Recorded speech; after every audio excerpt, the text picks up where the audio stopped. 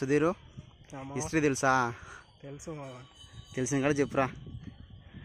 భైరవకోన క్షేత్రం నెల్లూరు, ప్రకాశం, కడప సరిహద్దుల్లో ప్రకాశం జిల్లా చంద్రశేఖరపురం మండలంలోని అంబవరం కొత్తపల్లి గ్రామానికి సమీపంలో నల్లమల అరణ్యంలో 7వ శతాబ్దానికి చెందిన ప్రసిద్ధ శైవ పుణ్యక్షేత్రం ఇదా?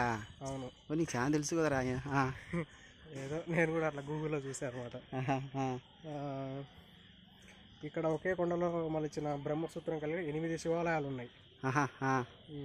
అంటే అష్ట శివాలయాలా? అవును. ఏంటి కనపచ్చటేనా? అబ్బా కాలు కలుతున్నాయి స్వామి ఫస్ట్.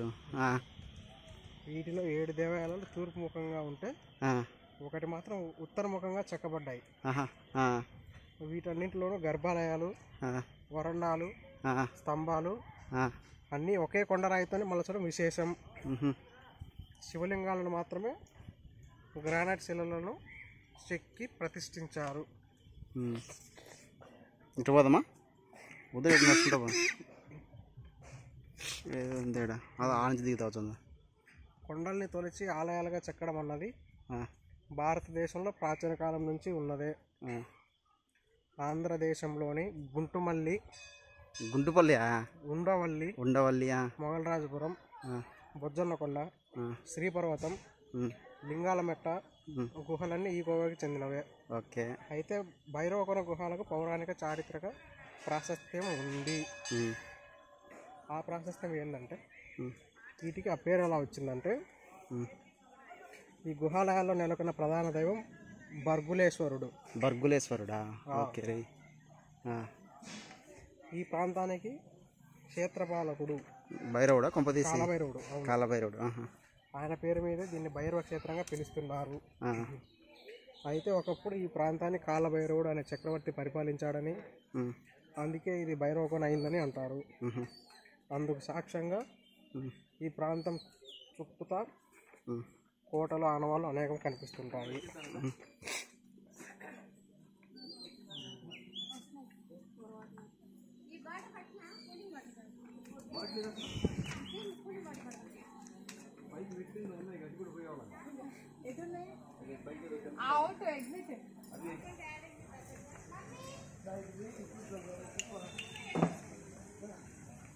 ఇవే కదా భైరవకోన అంటే మొత్తం తులసి ఇక్కడ చేసిన పోందా ఇంచి దిగుతుందా?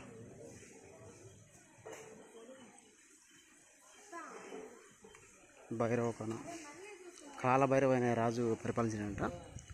పల్లవులు దీని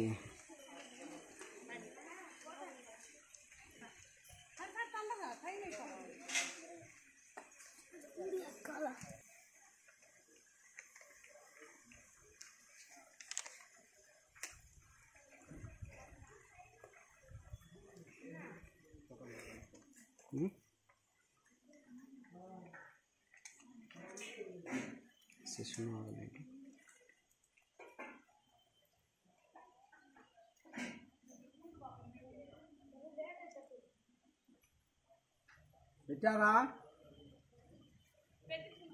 మంచిది.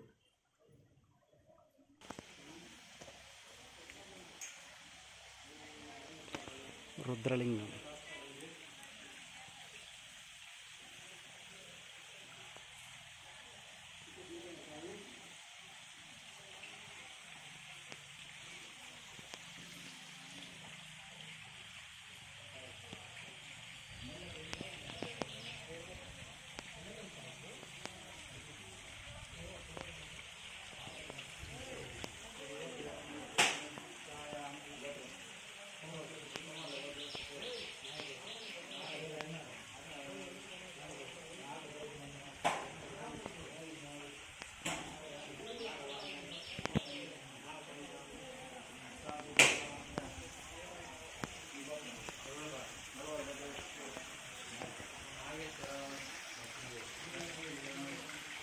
నగరేశ్వరం.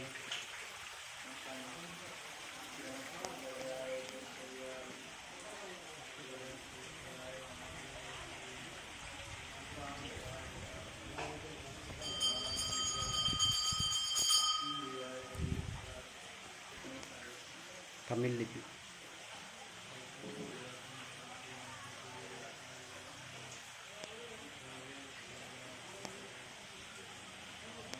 మొత్తం వీళ్ళు ఒకే రాయితో